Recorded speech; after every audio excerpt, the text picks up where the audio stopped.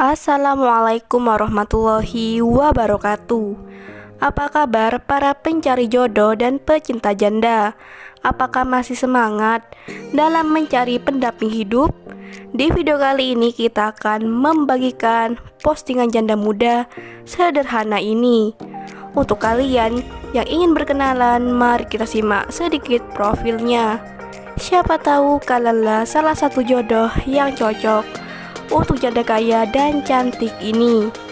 Namun sebelum melanjutkan video ini, alangkah baiknya untuk menekan tombol like dan menekan tombol subscribe.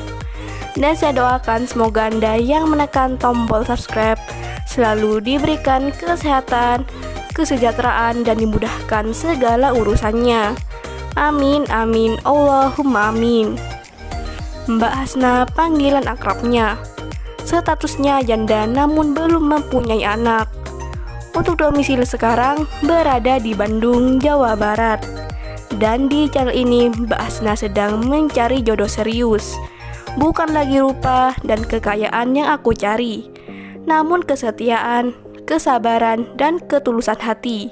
Begitulah harapannya. Mbak Hasna berharap di tahun ini beliau dapat menikah secara resmi dengan lelaki yang didambakannya.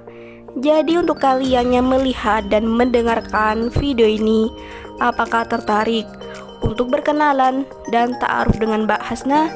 Jika iya, bisa langsung tulis di kolom komentar beserta alamat lengkap kalian supaya Mbak Hasna bisa menghubungi kalian secara langsung.